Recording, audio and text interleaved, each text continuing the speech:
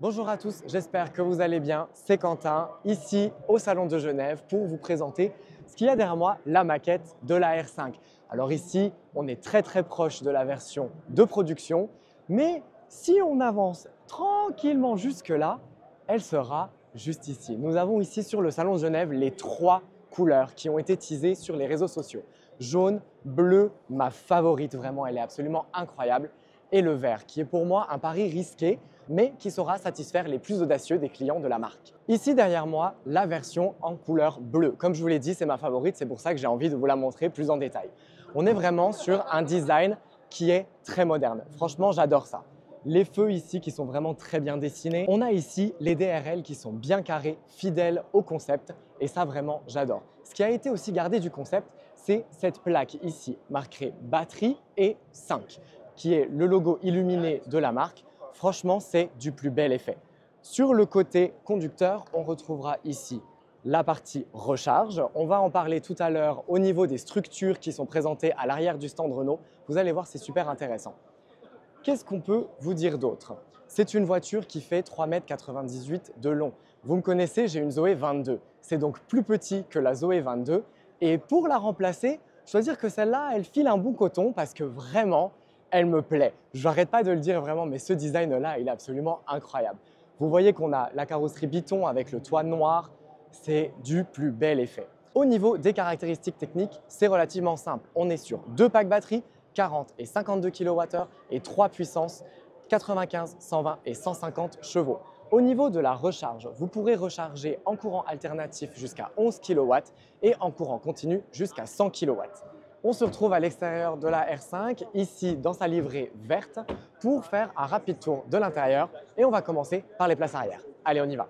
Alors, et comme vous pouvez le voir, c'est un peu serré. Je fais 1,82 m, visiblement le siège a été bien reculé avant moi et baissé. Je peux difficilement passer les pieds en dessous. Ici, j'ai un peu l'impression d'être assis jusqu'à là. Le plancher est assez haut et mes cuisses ne touchent pas. Au niveau de la finition intérieure, des matériaux durs à l'arrière, jusque-là, rien d'impressionnant. Des sièges en tissu sur cette version-là, ce n'est pas la version haut de gamme, puisque la version haut de gamme aura des inserts en simili-cuir à ce niveau-là. Les sièges resteront quant à eux en tissu. On va passer tranquillement au poste de conduite où je me sentirai sûrement bien mieux. On peut commencer ici par ce panneau intérieur avec une finition tissu ici du plus bel effet, type jean, c'est vraiment sympa. Et quand on monte à l'intérieur, oui, c'est beaucoup mieux.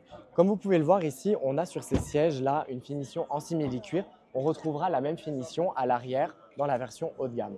Pour ce qui est de la planche de bord à l'intérieur, on retrouve ici au niveau des inserts de ventilation le même design carré que sur les DRL.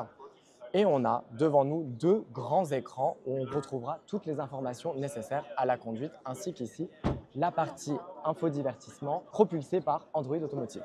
Pour ce qui est du volant et de toute l'instrumentation générale avec les commodos, c'est du vu avec ce qui a été déjà fait dans la Mégane. Le commodo pour passer les vitesses se trouve au même endroit. Cette fois-ci, il ne cache pas les informations derrière le volant, ce qui est une bonne chose. Et on retrouve les mêmes boutons cliquables sur le volant. Ça, c'est très bien comparé aux boutons tactiles qu'ils aiment nous faire en ce moment. Ici, on a le bouton Multisense qui nous permettra de changer de mode de conduite. Sous l'écran d'infodivertissement, on retrouve toutes les commandes physiques et ça, c'est bien aussi, c'est des vrais boutons et pas du bouton tactile. On a ici les feux de détresse, tout ce qui est relatif à la climatisation. Ici, le frein de parc. On a 2-3 petits éléments comme ces inserts ici qui sont imprimés en 3D qu'on pourra venir acheter en plus pour pouvoir décorer l'intérieur de la console centrale. On retrouve sur cette planche de bord la finition jean, comme j'ai pu vous le montrer sur les sièges. Des sièges qui sont vraiment très sympathiques, très bien dessinés. Je suis bien installé, c'est très confortable. Le maintien latéral laisse un peu à désirer, mais je suis un peu plus fin, donc c'est normal. Et puis écoutez, moi je trouve que cette voiture, très française dans l'âme, est un très beau produit, bien réalisé. On peut même avoir ici, comme vous pouvez le voir, une petite panière à pain. Mais comme je suis français et que c'est très important pour moi, le pain, on le retourne. Ce qui nous intéresse ici, c'est la partie technique. Et vous pouvez voir derrière moi les vues éclatées de la plateforme. Et ça, quand j'ai vu ça, je dois dire que j'étais absolument incroyablement satisfait. On voit ici tout le bloc moteur de la voiture. Ici, le moteur 150 chevaux qui est présenté, où on voit à l'intérieur le rotor, le stator. C'est absolument magnifique, du plus bel effet. C'est un moteur qui sera à refroidissement liquide. On a les buses in et out à l'extérieur.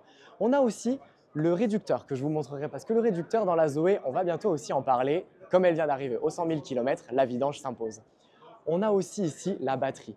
Batterie avec une technologie Blade visiblement et une gestion thermique, ce qui ça fait vraiment différence avec la Zoé, puisque comme vous le savez, la Zoé n'a pas de gestion thermique. La seule gestion thermique qu'il y a, c'est un petit module de clim quand elle a un petit peu trop chaud, histoire d'envoyer de l'air frais à l'intérieur. D'ailleurs, le moteur qui nous est présenté ici sur la R5 est de même construction que celui de la Zoé.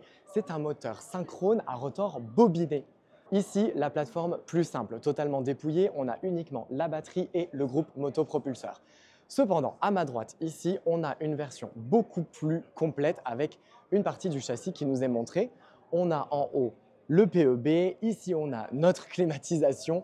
C'est vraiment génial, on a nos jolis cardans, toute la suspension qui est mise.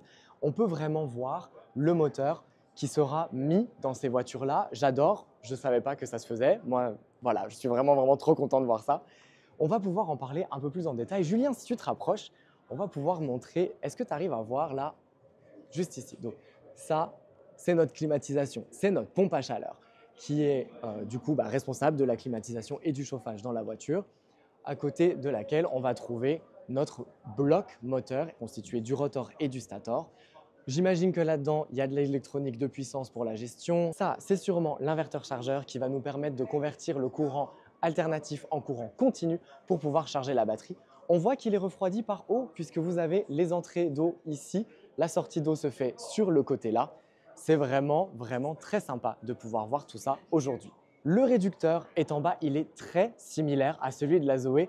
Vraiment, au niveau des bouchons de remplissage, des bouchons de vidange, c'est pareil. Contrairement à la Zoé, le port de charge sur la R5 se trouvera à l'avant gauche. Ici, on a un connecteur triphasé qui nous permettra la recharge en 11 kW comme je vous l'ai dit, ainsi que la charge DC jusqu'à 100 kW sur le modèle le plus haut de gamme. On a ici le chargeur coudé à 90 degrés, ce qui me laisse penser que c'est le même chargeur qui est utilisé dans toutes les générations de Zoé, qui a été repris mais simplement changé de côté.